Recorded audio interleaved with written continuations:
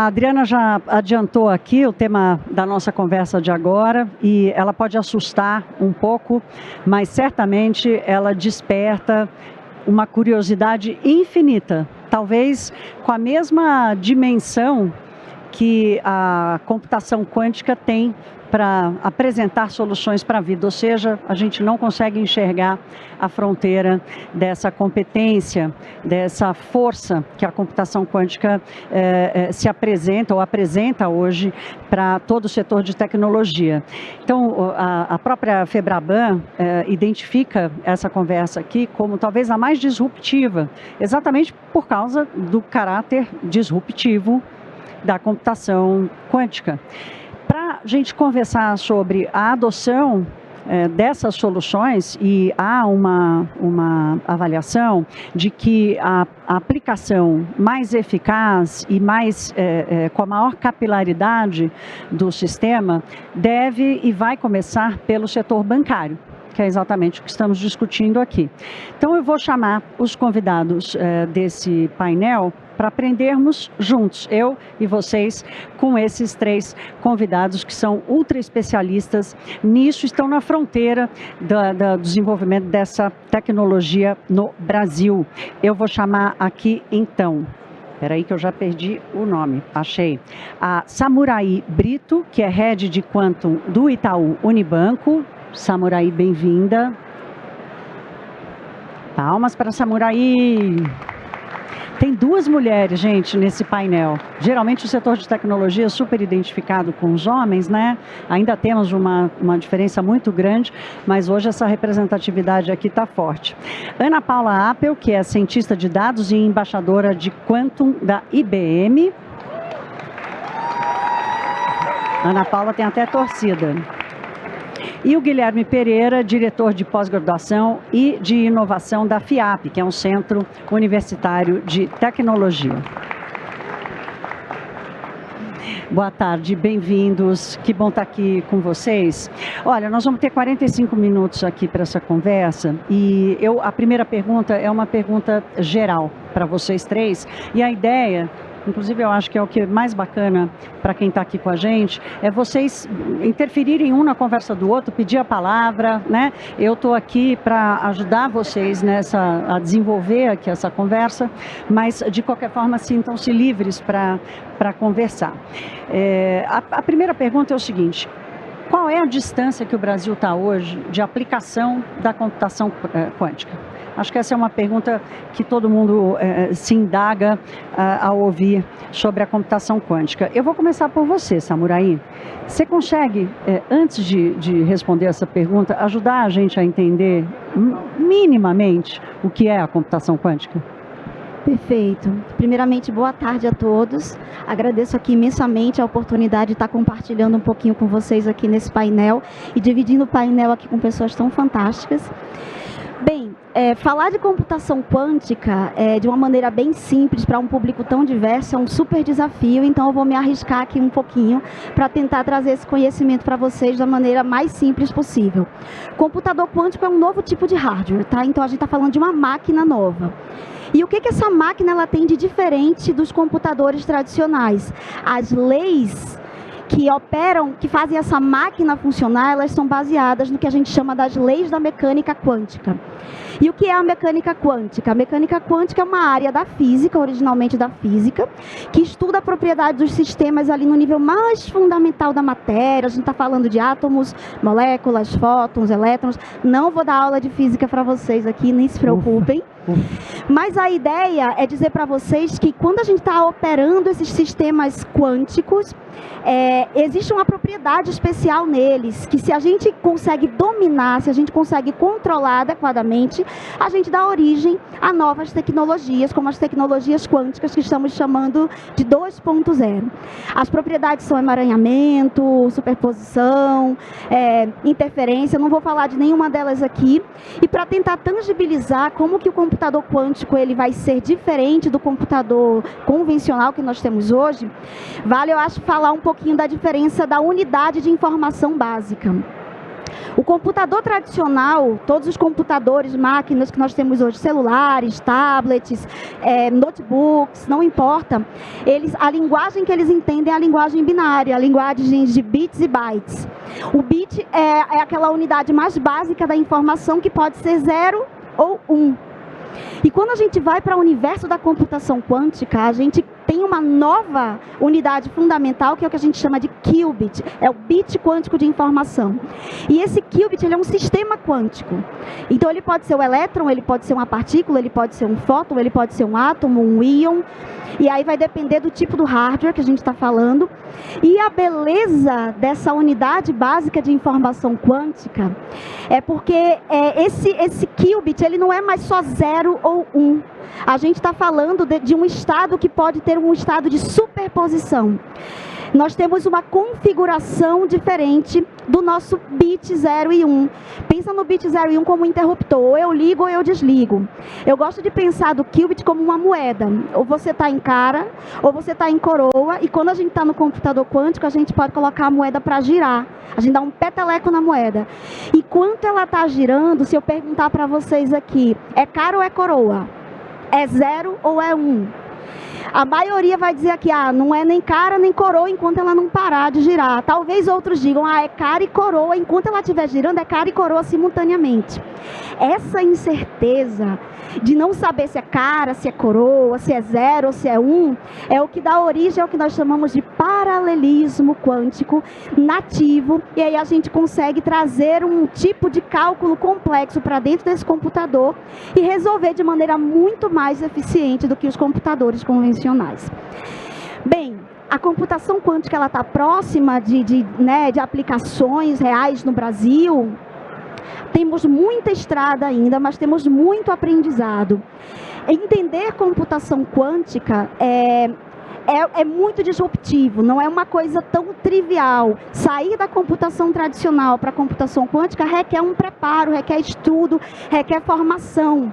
Então, para que a gente consiga atingir esse patamar de entender quais são as aplicações potenciais da computação quântica e estarmos maduros para a chegada dessa tecnologia que ainda está sendo desenvolvida, a gente precisa investir muito em formação.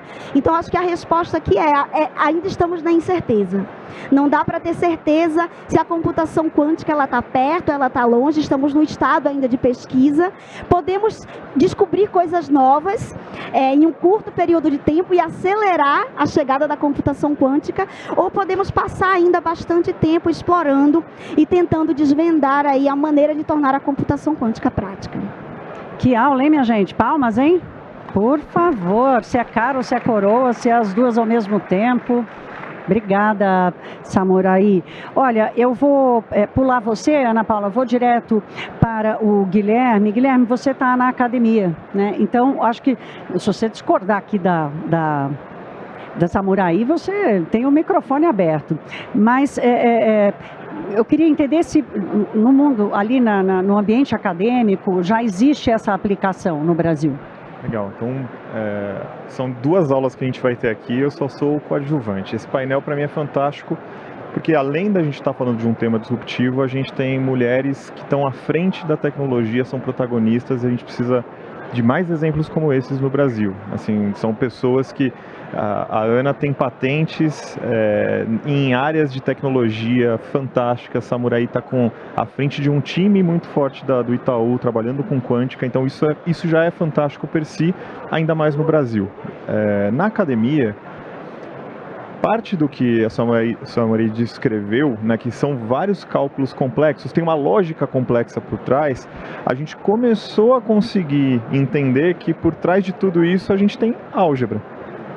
E essa álgebra a gente já domina em vários cursos e a gente consegue fazer um depara, né? E a gente conseguiu, e acho que esse é algo legal da computação quântica que a gente teve nos últimos movimentos, foi essa transposição de algo complexo para a gente trazer para um ambiente de estudo, onde a gente consegue agora interagir com o computador quântico, testar algumas hipóteses.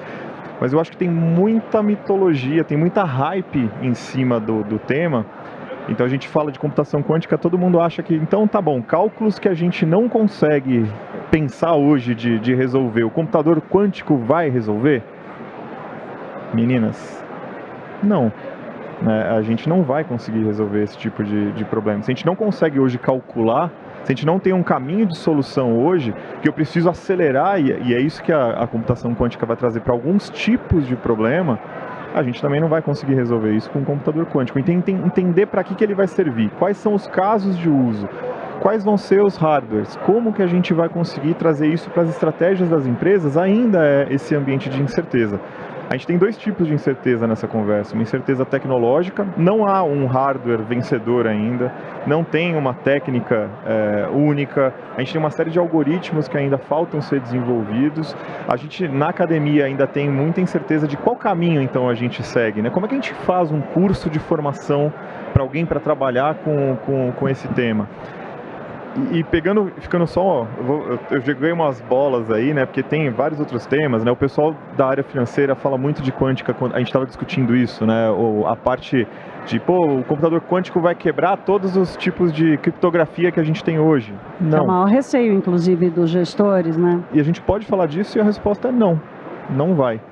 Pelo menos do jeito que a gente conhece hoje, do jeito que a gente está vendo de desenvolvimento, é não. Mas no Brasil, trazendo para o nosso ambiente, a gente tem um problema maior ainda, de formação básica, né? Para entender tudo isso, a gente precisava estar bem melhor no PISA, a gente precisava estar bem melhor com formação em tecnologia, ciências, matemática, linguagens, né? E hoje é o que a gente sente na academia, assim, são poucas pessoas que vêm para esse universo, tem uma dificuldade natural, né, do tema, e a gente do lado positivo, começou a ver uma coisa fantástica, que existem hoje vagas de emprego de computação quântica em empresas. O Itaú é uma dessas empresas, mas a gente tem outras, a gente mapeou rapidamente aqui, eu cheguei em 28 vagas abertas hoje para quem quiser trabalhar com computação quântica em empresas. Isso é fantástico.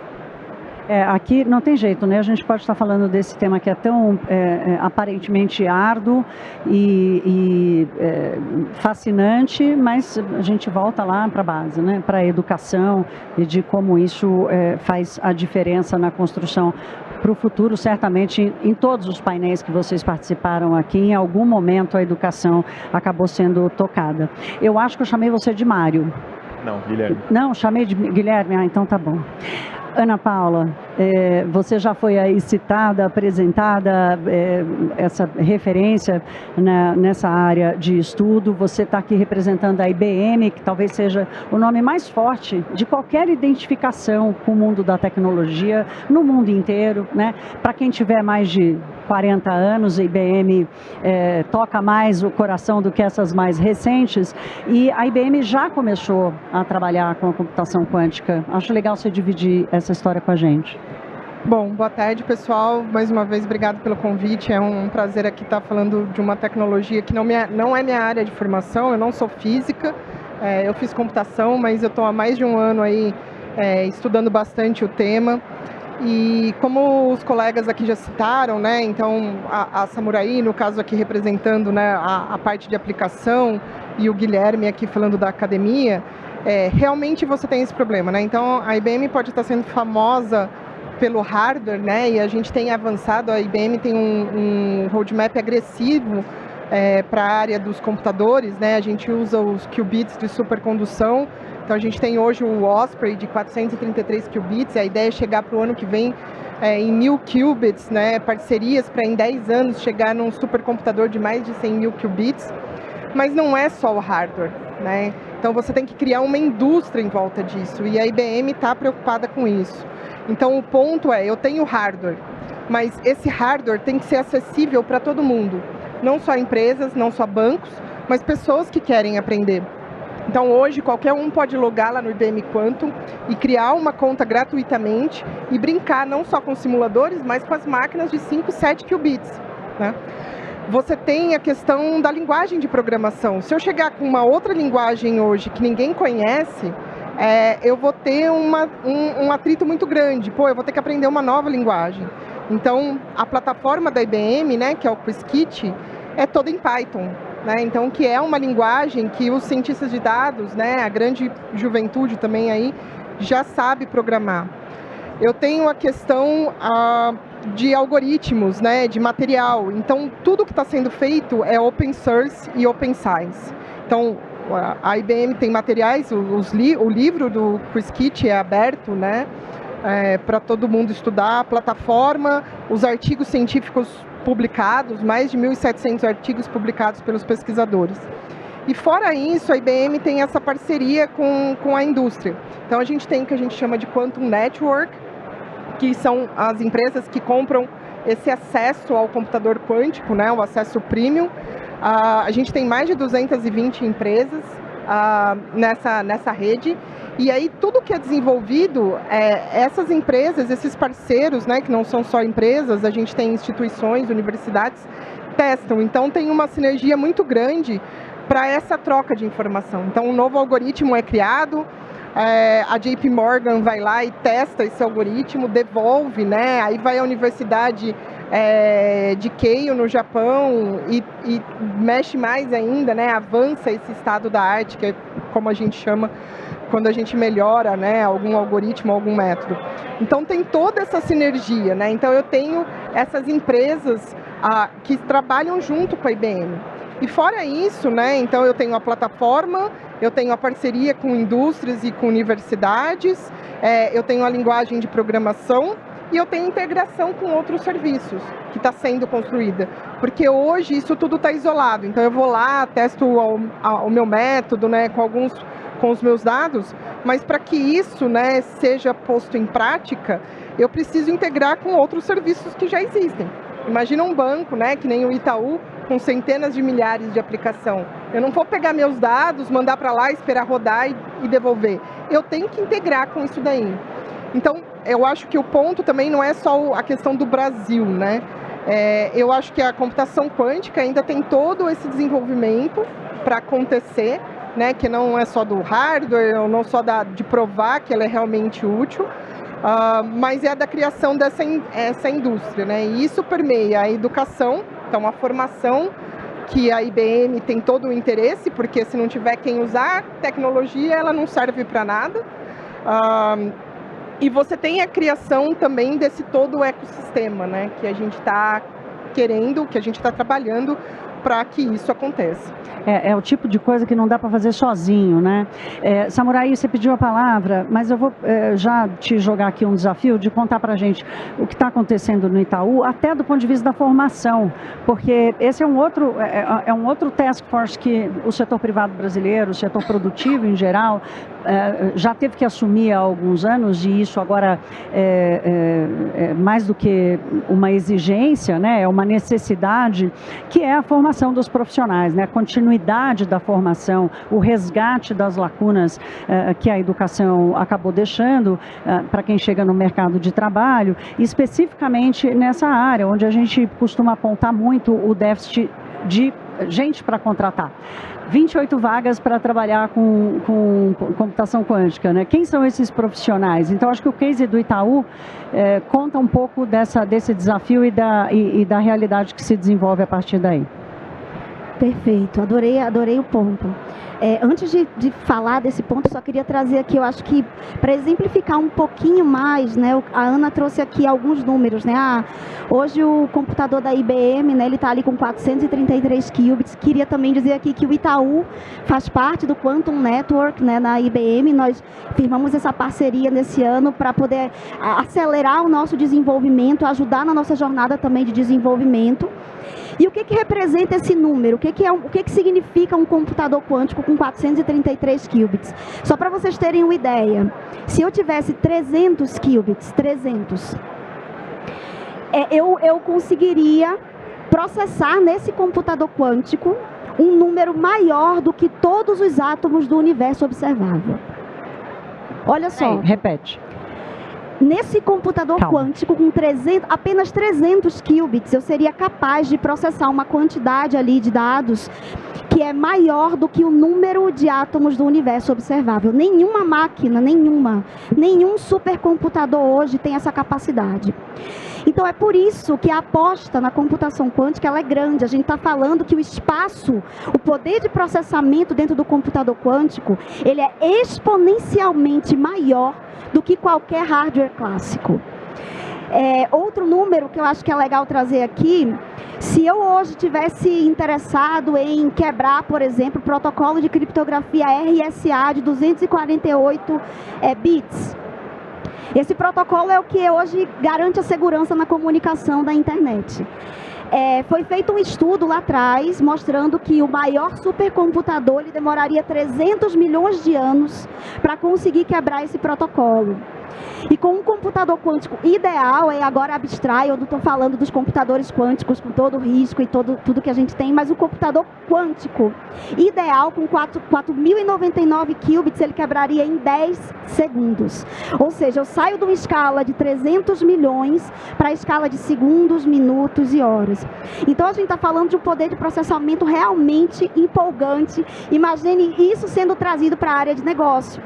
E é dessa maneira, né, foi dessa maneira que o Itaú entendeu a necessidade de começar a explorar esse tema, internalizar esse conhecimento, formar pessoas. E aí eu fui convidada pelo Itaú ali no final de 2020 para estar liderando essa iniciativa.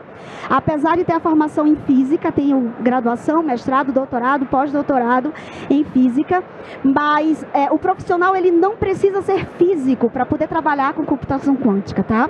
Hoje em dia nós temos biólogos, químicos, matemáticos, estatísticos, enfim, a computação quântica ela não tem mais um domínio da área da física. E formar profissionais, preparar esses profissionais e até encontrar esses profissionais no mercado é o grande desafio. Então, nós começamos, né, a expandir o nosso time de computação quântica dentro do Itaú. E aí, de fato, até desenhar o perfil desse profissional foi algo desafiador, porque ele requer um conhecimento ali de ciência de dados, um conhecimento básico também da parte de computação quântica, para que nós possamos explorar esses casos de uso reais. Porque lá no Itaú nós não estamos pensando em apenas testar a tecnologia pela tecnologia.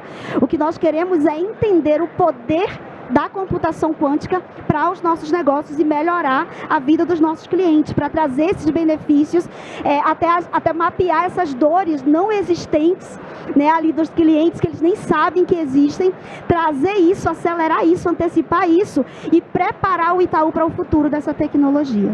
Tá?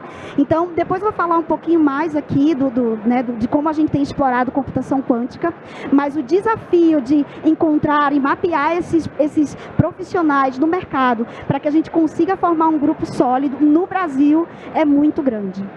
A Ana Paula pediu a palavra, depois eu passo para o Guilherme. O que eu queria comentar, na verdade, são dois pontos, né? Primeiro, da questão da criptografia, né? Então, a abordagem, a IBM, nesse ponto, a gente sempre fala, né? Trazer a computação quântica de uma maneira segura. E temos também a questão da parte do que nós chamamos de quantum safe. Então, a gente sabe que o perigo ainda não está lá, que os computadores quânticos não estão lá, mas até 6 meses atrás ninguém sabia também nada de IA generativo, e aí em 6 meses tudo se revolucionou. Então a nossa aposta é que as empresas têm que estar o que nós chamamos de quantum readiness, né? Então formar esse profissional, encontrar esse profissional não é fácil. Imagina você mudar uma empresa inteira. Então da parte também de criptografia, o que as empresas têm que estar preparadas tudo bem, eu não vou trocar os meus algoritmos de criptografia agora, o NIST nem aprovou, está para ser aprovado o ano que vem, né? Sendo que 3 deles são algoritmos que têm participação de IBMistas, né? Mas virar a chave desses algoritmos, seja o que precisar, seja uma porção que for, você pegar bancos, o tamanho dos bancos, das aplicações, isso não é trivial. Isso vai requerer tempo. Então, eu preciso estar preparada, e não é nem mudar o que já existe, mas é para minhas aplicações novas, quando forem criadas, eu já estar pensando nisso lá na frente, né? Então, e com a computação quântica, né, aprender também não é um tema fácil. Eu vim da área de computação, né? Assim como a Samurai, fiz graduação, mestrado, doutorado, pós-doutorado também, tudo em computação. Mas, mesmo assim, para aprender um tema tão denso, requer muito tempo, bastante estudo. Então, é continuar aprendendo. Claro que a gente vai ter diversos papéis dentro da empresa. Aquela pessoa que vai ter que saber realmente programar baixo nível, aquela pessoa que vai ter que traduzir isso para os negócios, aquela pessoa que vai ter que decidir se aquele caso de uso serve ou não para a computação quântica, mas a gente vai ter que também preparar essa jornada para isso rodar no computador quântico, né? Que esse computador vai ser multi-cloud, então eu vou ter que ter acesso, né? Talvez seja mais de um computador quântico, como o Guilherme falou, a gente ainda não tem o hardware super estabelecido. Então, o que as empresas têm que pensar tudo bem, não é para agora, não é para amanhã, não é para daqui um mês, mas eu tenho que pensar na minha jornada, porque a gente, semana passada, a IBM publicou um artigo mostrando a utilidade que conseguiu se inserindo mais ruído, ver o que era ruído e provar a utilidade do computador quântico antes de se resolver a questão do ruído, que ainda é grande. Então, as coisas estão vindo muito mais rápido do que vinham alguns anos atrás. Então, a gente tem que estar preparado para essa jornada, né, de todas as maneiras. Esse timing faz toda a diferença, né? E, Guilherme, a academia é um elo desse processo todo, né? De início e de fim, de meio, de todas as etapas. Então, queria um pouco a tua avaliação sobre como é que você está entendendo o approach das empresas, né? Eu sou lá uma empresária de qualquer setor, varejo, né? E de repente eu percebo que para eu alcançar ou melhorar minha relação com fornecedores, eu estou viajando aqui literalmente na maionese, porque eu imagino que não haja limite para entender onde a computação quântica vai conseguir chegar. Como é que eu penso? Qual é o primeiro passo? Vai na academia, vai perguntar para vocês assim, por onde seguir, por onde começar esse preparo que a Ana Paula trouxe aqui? Eu acho que é um pouco diferente da discussão de preparação das pessoas para trabalhar com computação quântica, mas acho que uma coisa que a gente já viu essa história acontecendo com outras tecnologias no passado. A gente já viu isso acontecer com inteligência artificial, com data science. A gente teve um caso super interessante agora de generativo, né, que foi, na história da humanidade, foi a coisa mais rápida que foi adotada por um número gigantesco de pessoas ao mesmo tempo, né? A computação quântica, eu sempre divido em 3 fases essas hypes todas de tecnologia. Tem um momento que é uma hype, é uma tendência, né? A gente olha como a gente fez com o carro autônomo, né? O carro autônomo vai resolver os problemas de mobilidade de todas as cidades do mundo. De repente, a gente começou a ver aplicações, a gente começou a ver estudos, a gente começou a ver num programa de televisão ele atropelando a apresentadora ao vivo. Opa, peraí, tem coisa... não é tão seguro, não sei se vai ser assim, não sei se vai funcionar. Isso passa por um vale de, alguns chamam de desilusão, mas um vale de maturidade. Algumas tecnologias elas não vão entregar aquilo que a hype dizia. A gente tem muita coisa de computação quântica que ainda está num nível de hype. As pessoas olham para esse tema e falam, eu vou ter um chip quântico no meu celular. Não é o que a gente enxerga nos próximos passos, né? A gente vai ter um acesso diferente para isso. Então, primeiro entender, a gente está neste momento indo para um segundo momento que é um momento de ferramenta, começa a virar uma ferramenta. Então sai da hype, da tendência e a gente começa a ter uso, como aconteceu com o ChatGPT. As pessoas começaram a perceber que parte daquela interação ela poderia ser usada para atendimento ao público. E aí a gente começa a ver essas utilidades, né? Para depois ela virar uma tecnologia estabelecida e ficar disponível.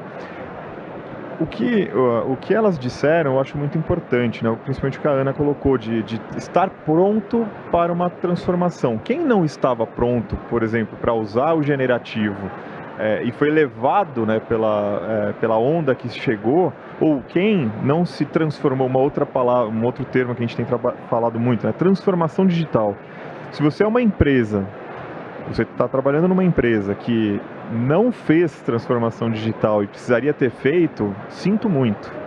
Você criou já um gap de estratégia e de execução tão grande que talvez... Essa corrida aconteceu na pandemia, né, já Guilherme? Grandes grupos de varejo no Brasil tinham 5% da operação digitalizada e com a pandemia em 6 meses passou 30, 50, né, para depois voltar. Essa disrupção aconteceu agora. E o que a gente tenta dizer, né, nisso tente se preparar. A gente ainda não tem certeza dos caminhos, a gente não tem certeza do modelo, a gente não tem certeza da aplicação em negócio específica, né? A gente tem alguns caminhos que a gente enxerga, a gente tem algumas aplicações interessantes, né? A gente tem algumas simulações muito legais, a gente começa a trazer isso para o dia a dia da academia, às vezes até aproveitando a hype. A gente estava falando de Quantum Machine Learning, né? Então, putz, é algo, a gente nem sabe se vai funcionar, mas é o que os nossos alunos estão loucos para falar sobre. Não é o que a gente acha que vai ser o mais próximo, mas estar pronto, ou estar próximo, mais próximo de ficar pronto para essa transformação é importante. E aí eu sempre falo para as empresas que a competência mais importante hoje é a agilidade de aprendizado. Você está pronto para tomar essa decisão de virar a chave.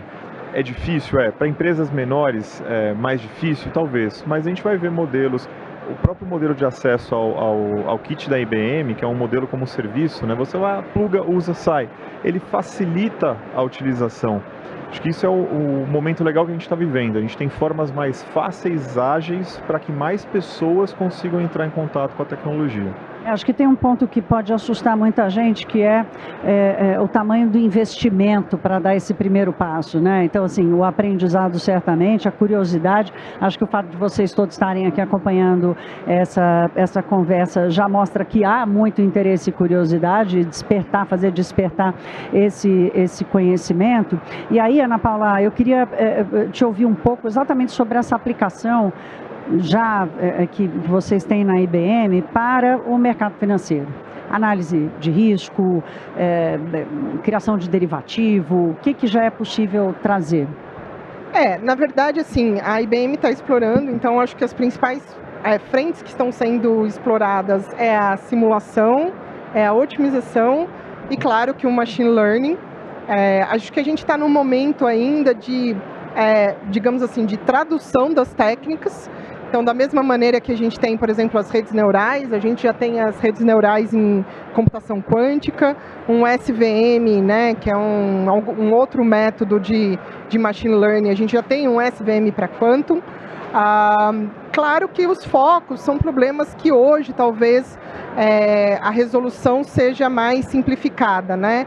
Então, hoje, por exemplo, talvez para análise de derivativos, análise de portfólio, detecção de fraude, análise de risco, eu tenho que diminuir o meu escopo, né? Seja no número de simulações, seja no número de variáveis, seja como eu mapeio esse problema no tamanho desse problema.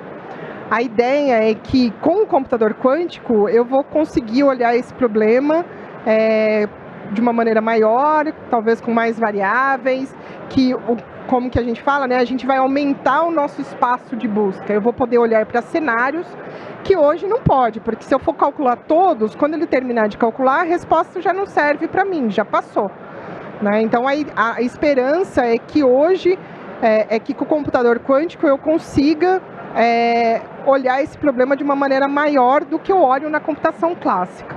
Então, as áreas continuam sendo as principais que as instituições financeiras têm hoje.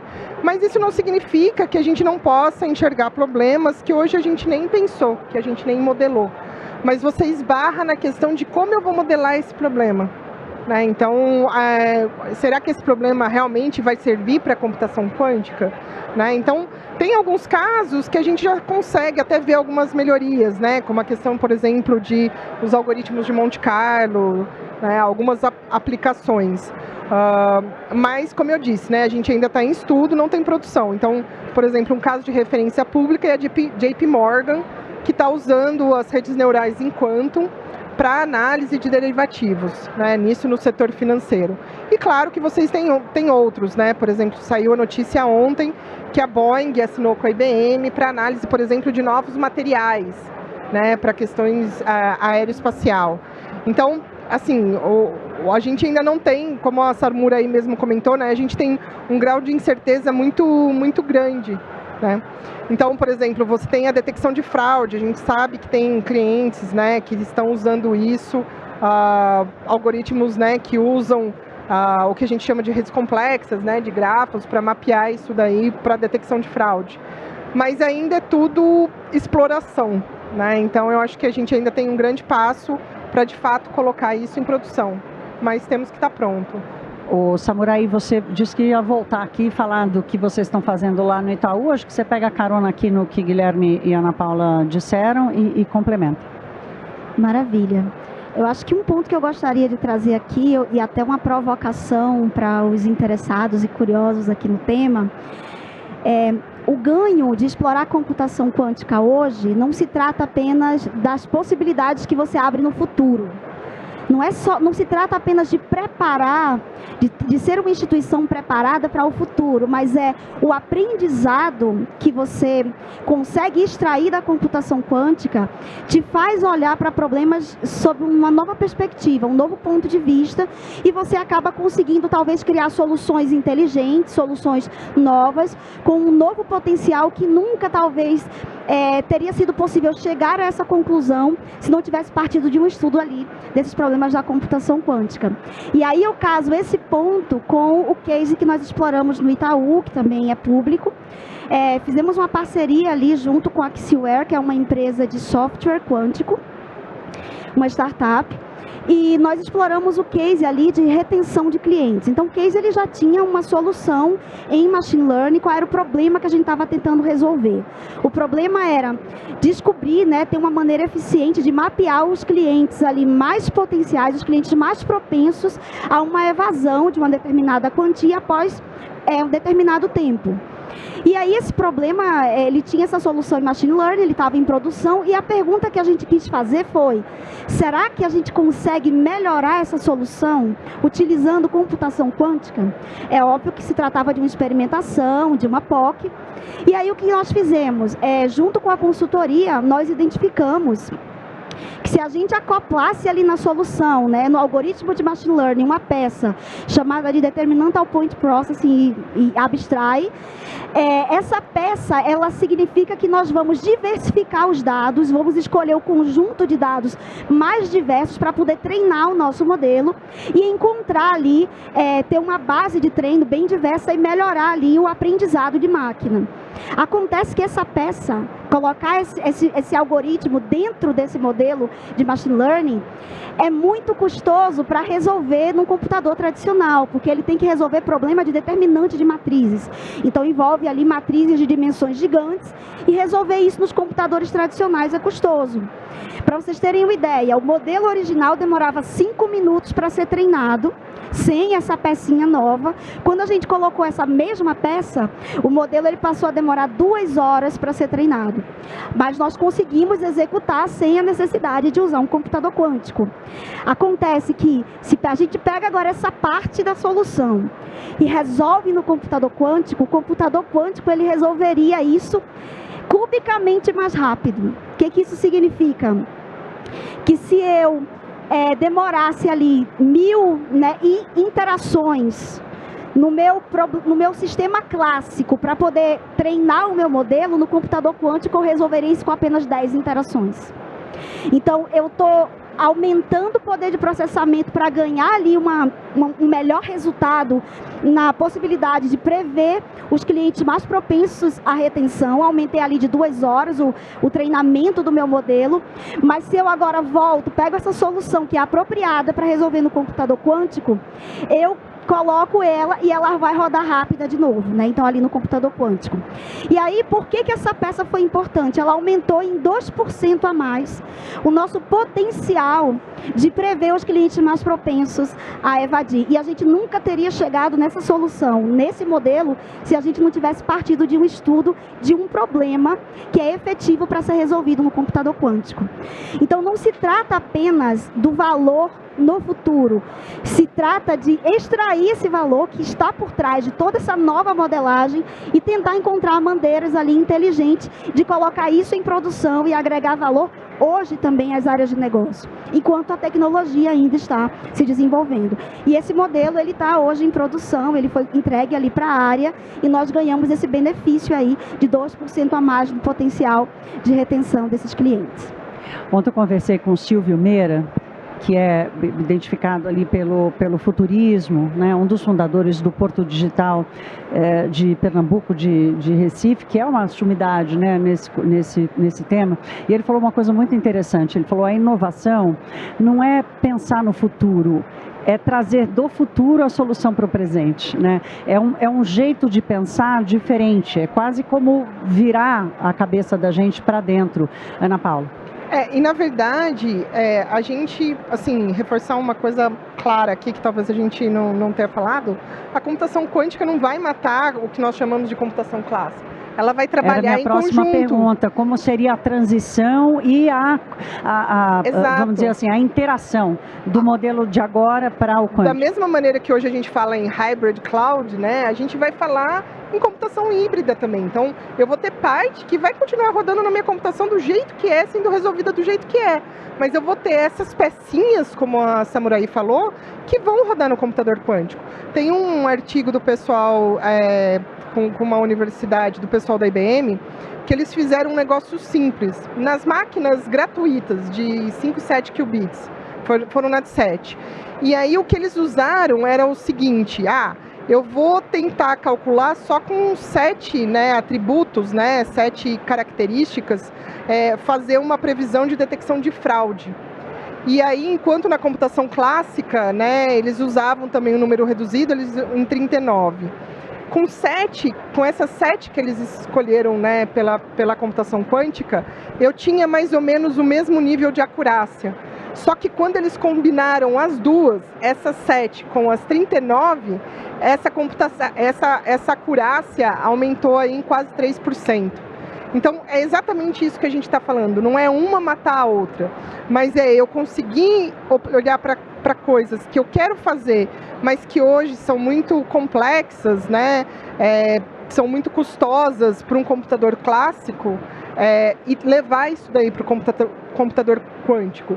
E essas mudanças vão começar pequenas, né? E depois a gente vai ter outros algoritmos. E entendendo isso, eu vou começar a pensar em outros algoritmos, em outros métodos, né, que realmente vão tirar todo o proveito do computador quântico. Ou seja, o que você está dizendo é que a obsolência, ela não necessariamente vai acontecer, tá? Para acontecer uma interação entre o clássico e o quântico, para o quântico não ser o único doutor da sala, né? Ele vai ser apenas uma ferramenta poderosíssima, não vamos negar isso. Meu trio preferido, a gente tem aqui os últimos minutos da nossa conversa, e aí eu tenho uma pergunta geral para vocês três, que é sobre acessibilidade. Nós já passamos por esse tema aqui algumas vezes, mas eu quero ouvir vocês um pouco mais, do ponto de vista da academia e de duas empresas, uma né, DNA de tecnologia e outra DNA do setor financeiro, que hoje, de tudo que a gente já aprendeu aqui, se mistura com a tecnologia, é indissociável, né? Então vou começar por lá, a gente vem voltando. Guilherme. Acho que a gente está vivendo um momento onde a gente precisa... O que está acontecendo, na verdade, né? A gente vê algumas empresas entendendo essa estratégia, trazendo para dentro a inteligência e o mindset de pensar as soluções de uma forma combinada. Então, o que eu hoje tiro das minhas análises, o que eu excluo dos meus caminhos de solução, que é uma questão por causa do esforço. Eu tiro porque senão o cálculo vai demorar muito. Eu tiro porque senão o custo para fazer isso é maior do que o custo do benefício que eu ia ter. Trazer isso o quanto antes. A gente viveu, nós todos aqui, a gente viveu a nossa formação básica toda sem esse tema ter surgido. Grande parte de nós aqui viveu esse momento, né? A gente aprendeu on the job, né? On the going, o tema. As gerações que estão na universidade agora, elas estão tendo um benefício importante. Então, por exemplo, na própria FIAP, a gente tem dentro dos cursos o tema. A gente está preparando pessoas que talvez não sejam todos pessoas que vão entrar para a área de computação quântica, mas que pelo menos os nossos devs lá, eles sabem que isso existe. E a hora que eles forem pensar na solução de um problema, isso vai estar na equação. Assim, peraí, eu posso também alçar mão dessa estratégia de solução. Eu acho que isso já traz um grande benefício, né, de curto prazo. A outra coisa é que a gente está vendo, sim, aplicações, ainda num nível inicial, mas que estão trazendo benefícios para as empresas. Elas contaram algumas dessas, né? Tem outros vários, mas acho que tem uma questão até de mindset que a gente precisa pensar, né? O Silvio Meira fala isso da inovação, de trazer para agora, mas transportar desse futuro o mindset que gerou essa inovação, né? Para a gente aplicar no agora também, porque senão a gente fica muito restrito. Talvez essa crença limitante que a gente tem do modelo que a gente vive, né, de restrição, peraí, eu não tenho recurso, eu não tenho tempo, eu não tenho orçamento, eu não tenho acesso, eu não tenho infraestrutura, eu não tenho a máquina, então eu vou fazer dessa forma. Mas eu faria de outra forma se eu tivesse isso de uma forma de acesso diferente, com mais recurso, com mais capacidade de processamento. E é isso que tanto a tecnologia está trazendo nesse caso, quanto o formato de acesso à tecnologia também está trazendo. E está trazendo hoje. A gente consegue fazer, tanto na universidade quanto nas empresas, simulações, a gente consegue acessar as máquinas, a gente tem o Qiskit, por exemplo, é um dos que a gente usa, ele é aberto, qualquer um pode. E qualquer dev que tem, hoje a gente fala muito de Python, mas os devs hoje são formados em multilínguas, né? Não importa mais tanto a língua, ele consegue se adaptar. E isso está trazendo essa perspectiva mais poderosa para o tema. Exatamente, né? Que nem o Guilherme falou. Então, a gente tem toda a plataforma aberta, né? Então, seja acesso às máquinas, acesso a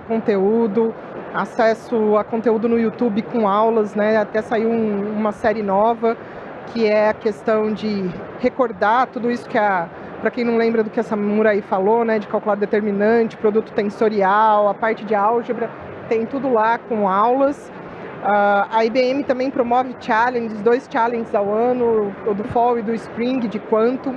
Tem um programa novo, né, que na verdade até me incumbiram de achar mais mulheres, mais meninas para aprender, que é o Quantum Explorer, que é um programa self-paced, né, você faz no seu tempo, começando agora em julho até fevereiro, onde você vai colecionando os badgezinhos e vai no seu tempo.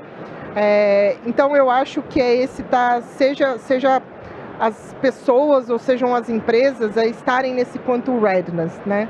E claro que eu me coloco, né, em nome da IBM aqui à disposição para ajudar, né? Então eu sou super acessível, me encontre aí pelas redes sociais, no stand da IBM, e em termos de empresas, né, procurar a IBM para ajudar nessa transição, né? Seja na parte do Quantum Safe, seja no acesso ao computador quântico.